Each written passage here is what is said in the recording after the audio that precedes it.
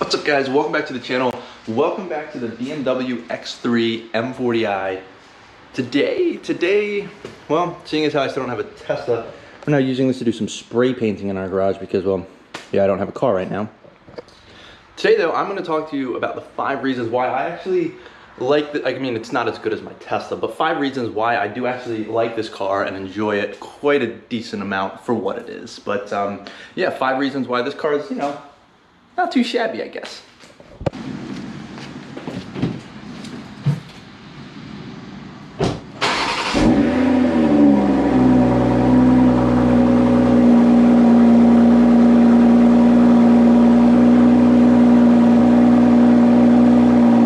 That's right guys, the exhaust note. I mean, this thing, for as stock as it is, being an M40i, this thing sounds pretty good. So I would say that the first thing that I really like about this car is that exhaust note, for the fact that this is a completely stock vehicle.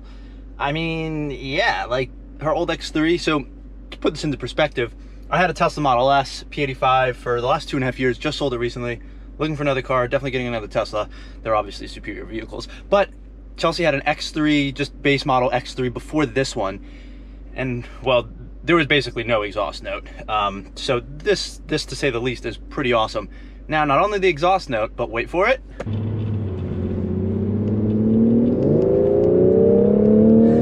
It sounds so good. Oh, that exhaust note is fantastic. Woo, this thing gets up and goes. Obviously it feels very nice because it's a new car, but the BMW handling and steering, it is quite nice, quite pristine, and I am a fan. But that engine note, man. Now, similar to that engine note, that takes me on to number 2. So if we go ahead and throw it into sport and then get it.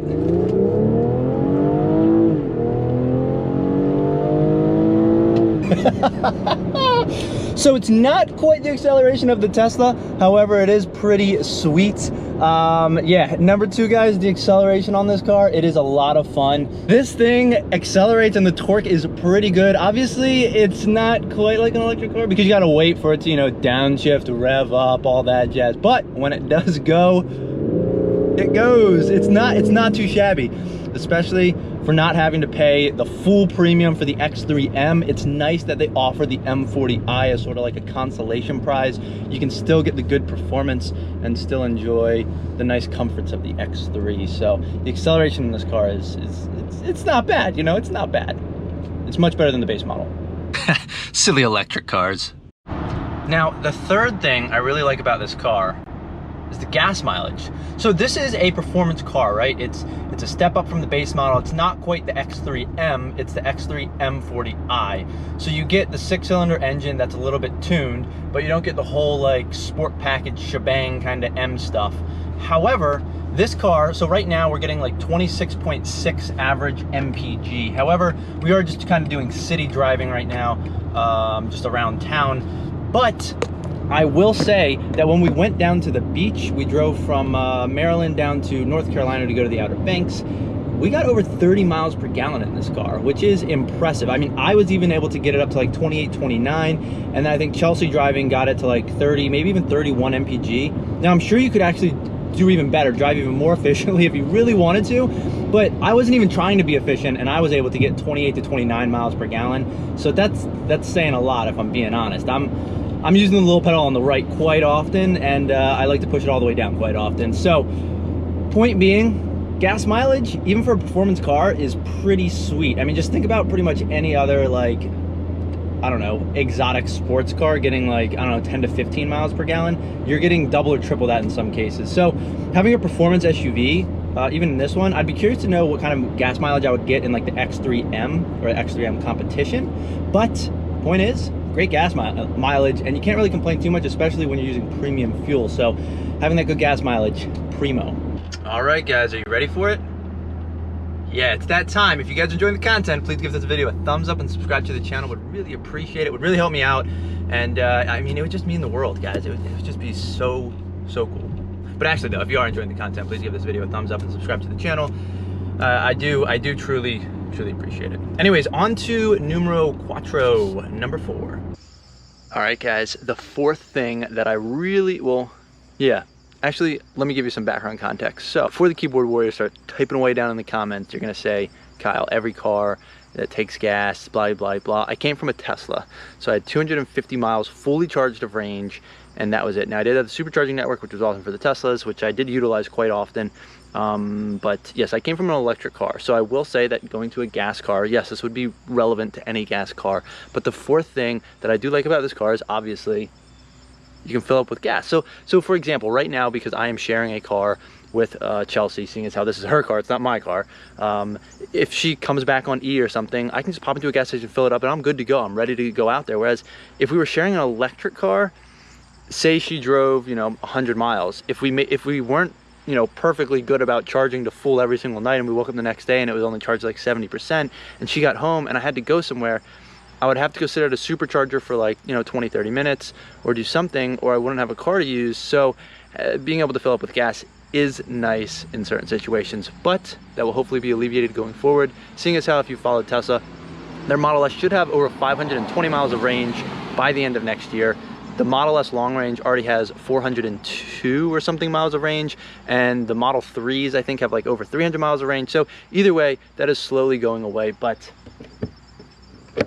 that's right, guys, the gas tank. Now, the nice thing about this one too, I will note, is check this out. You take this off, and then what do you do with it? Whoa, there's like a little holder for it. Now, some cars have these, I think now more do, but it is quite nice because then you don't have the gas cap like scratching up the car, dripping gas down. You get the nice holder, and then you just pop it back in, and you're good to go. All right, so far we've obviously covered that wonderful exhaust note. That's right. It sounds pretty good, I'll be honest. Now I wonder if they do like fake noise like they do in the i8 inside. Either way, that cold start on the outside of the car, it sounds good. All right, so exhaust note, fantastic. The performance, the acceleration of this car. I mean, even going at highway speeds, this thing picks up nicely. The engine, the torque, the horsepower, it is pretty good, especially for the money, considering you're not buying a full-blown X3M competition, whatever it is. So like that as well.